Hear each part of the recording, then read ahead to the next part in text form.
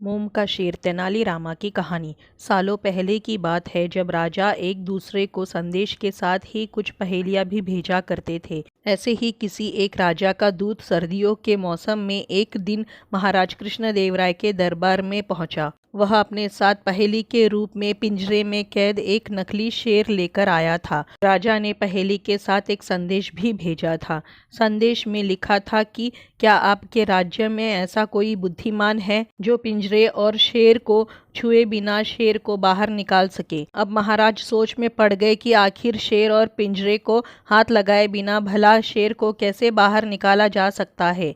पहेली के साथ भेजे गए संदेश में यह भी साफ लिखा था कि पिंजरे से शेर को बाहर निकालने के लिए एक व्यक्ति को एक ही बार मौका मिलेगा।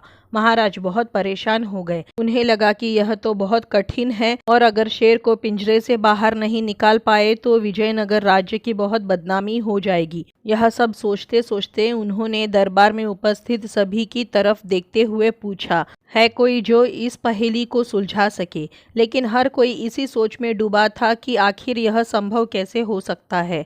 महाराज के पूछने पर जब किसी ने उत्तर नहीं दिया तो उन्हें अपने मुख्य सलाहकार तेनालीरामा की याद आने लगी, जो सभा में उपस्थित नहीं थे। उन्होंने तुरंत दरबान को भेजकर तेनालीरामा को दरबार में उपस्थित होने का आदेश भिजवाया।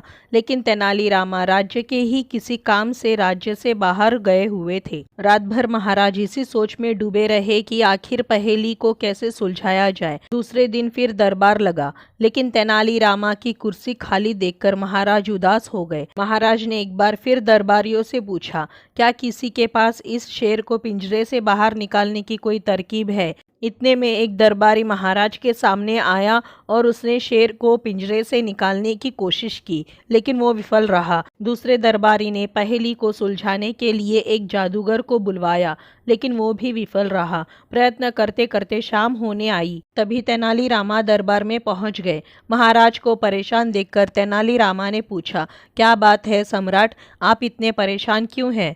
महाराज ने तुरंत शेर से जुड़ी पहेली के बारे में तेनालीरामा को सब कुछ बताया। महाराज ने तेनालीरामा से पूछा, क्या तुम इस शेर को पिंजरे से बाहर निकाल सकते हो। तेनालीरामा ने कहा, हाँ मैं प्रयत्न कर सकता हूँ। महाराज बहुत खुश हुए क्योंकि उनके साम्राज्य में तेनालीरामा के जैसा बुद्धिमान और चतुर दूसरा कोई नहीं था। शेर को पिंजरे से बाहर निकालने के लिए तेनालीरामा ने महाराज से कहा कि उन्हें 2 सुलगती हुई लोहे की छड़ व सरिये की आवश्यकता है। महाराज ने तुरंत इसकी व्यवस्था करने को कहा। जैसे ही तेनालीरामा को लोहे की छड़ मिली तो उन्होंने पिंजरे को छुए बिना छड़ को अंदर पहुंचाकर उसे नकली शेर पर रख दिया। शेर लोहे की गर्म छड़ के स्पर्श में आते ही पिघलने लग गया, क्योंकि वो मोम का शेर था। देखते ही देखते पूरा शेर मोम के रूप में पिंजरे से बाहर निकल गया। तेनालीरामा की इस बुद्धिमानी पर महाराज बहुत प्रसन्न हुए। उन्होंने तेनालीरामा से पूछा, अरे आखिर तुम्हें पता कैसे चला कि यह पिंजरे के अंदर मोम का शेर बंद है। तेनालीरामा ने बड़ी ही नम्रता से उत्तर दिया, महाराज बस शेर को गौर से देखने की जरूरत थी। मैंने जब पहेली के बारे में जानने के बाद उसे गौर से देखा तो लगा कि यह मोम का शेर हो सकता है। साथ ही राजा ने यह भी नहीं बताया था कि शेर को कैसे बाहर निकालना है, तो मैंने उसे पिघलाकर बाहर निकाल दिया। इधर दरबार में तेनालीरामा की जय जयकार होने लगी। उधर पहेली लेकर महाराज के दरबार में पहुंचा राजदूत अपने राज्य वापस लौट गया और तेनालीरामा के इस कारनामे के बारे में राजा को बताया। कहा जाता है कि उस दिन के बाद से राजा ने ऐसी पहेली भेजना छोड़ दिया था। कहानी से सीख, बुद्धिमानी से सब कुछ संभव है। हर जगह बल नहीं बल्कि कुछ जगहों पर बुद्धि का प्रयोग भी किया जाना चाहिए। दिमाग से हर समस्या का समाधान हो सकता है।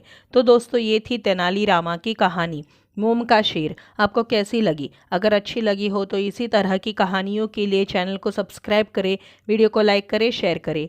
धन्यवाद।